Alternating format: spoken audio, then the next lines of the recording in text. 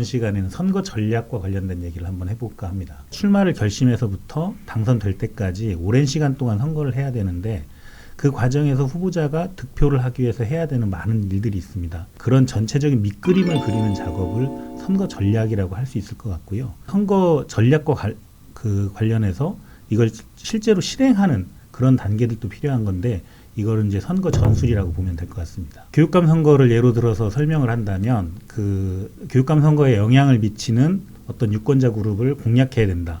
이런 것들을 계획을 세웠다면 이게 선거 전략에 해당될 건데 그러면 그 유권자 그룹을 공략하기 위해서 어떤 정책을 제시한다든지 아니면 홍보물을 만든다든지 또는 그 유권자 그룹과 간담회를 계획한다든지 이런 부분들 아주 실행할 수 있는 계획을 짜는 것을 전술이라고 할 수 있을 것 같습니다. 선거 전략은 준비 단계와 실행 단계 이렇게 크게 나눌 수 있을 것 같습니다.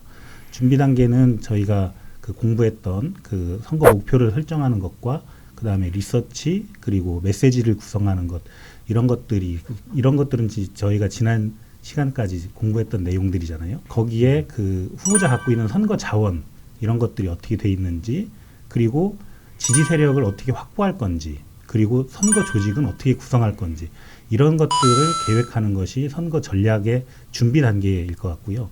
그런 준비 단계가 지나면 그 전략을 실행하는 단계가 있어야 될 텐데 그거는 예를 들면 후보자의 메시지를 어떻게 전달할 건지 또는 어떤 그 유권자 그룹을 중심으로 그 공략할 건지 이런 것들을 짜는 것이 실행 계획이라고 할 수 있을 것 같습니다. 선거 전략을 하나씩 정리해 볼 필요가 있을 것 같은데요.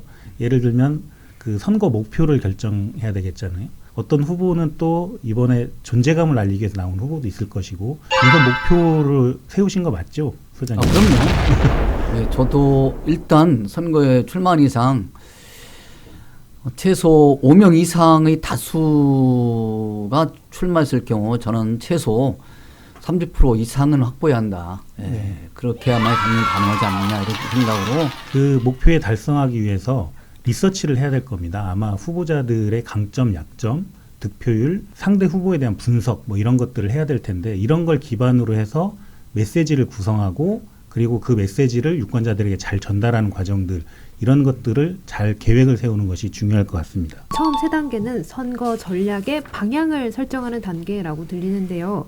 무엇을 목표로 하고 누구에게 어떤 얘기를 할지 정하는 단계라고 보면 될까요? 네, 목표를 정하는 과정이 중요할 거고요.